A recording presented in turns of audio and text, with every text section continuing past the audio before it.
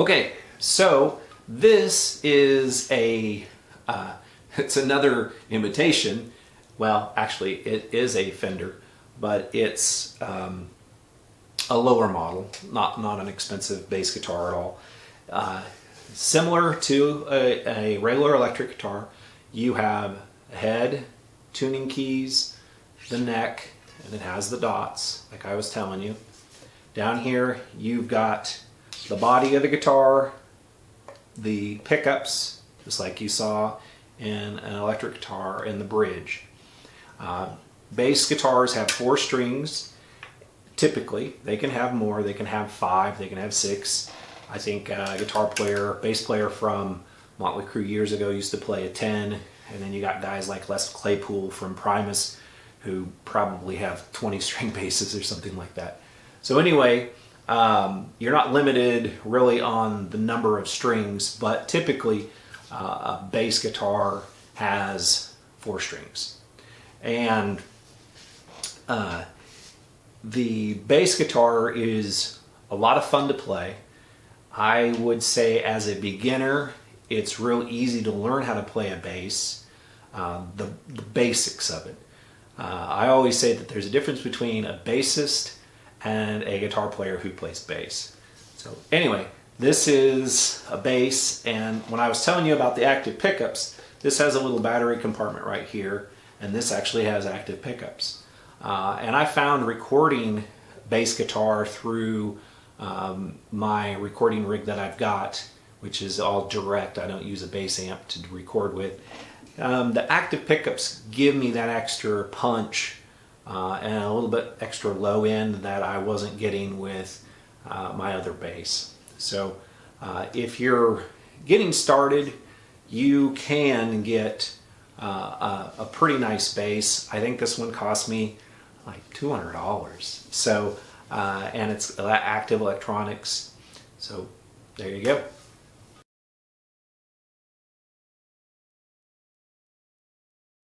This is called an acoustic guitar. Now again, this is a lesson for people who've never played guitar, maybe never even seen a guitar, and you're thinking, okay, what kind of instrument do I want to play? So this is, like I said, an acoustic guitar. Same thing, it has the neck up here with your tuning keys, your head with your tuning keys. It has your fretboard with the dots, just like you've seen on the other guitars. Now this one has a sound hole. So the nice thing about the sound hole is that you don't need to buy a guitar amp. You can just play this in your bedroom or wherever, and you don't need to worry about an electric guitar amp. You don't need to worry about headphones or any of that. Now the thing about an acoustic guitar is it is a little bit louder in a room, so if you're wanting to keep things really quiet, electric guitar might be the avenue for you. You buy a little headphone amp, you can put headphones on and you know, play it like that. Now with this acoustic guitar, it also has an EQ here. You can call it active or whatever, but it actually has like volume, tone, presence, bass, mids, and it plugs into the back there, and you'll notice that there's a little battery compartment there. And I would recommend when you buy a guitar that you're going to have to put a battery in, go ahead and splurge, get yourself an Energizer or a Duracell or something like that and put it in. Don't go with the cheap battery. The nice thing is this battery is only going to be activated when I plug this in, and I think I've only had 2 batteries in this guitar, and I've had it for probably 8-9 years.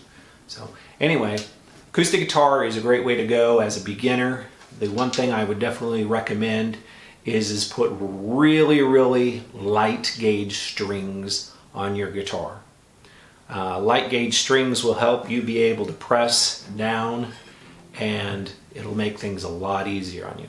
So those are some of the different guitars that you'll run into when you're shopping around or looking around or thinking about what you'd like to play. So if you're really wanting something that's a little easier to play, softer on your fingers, you can go with an electric guitar, or maybe you can actually go with a classical guitar that's an acoustic, but it has nylon strings instead of these copper or metal or whatever you want to call these types of strings. So those are some of your options.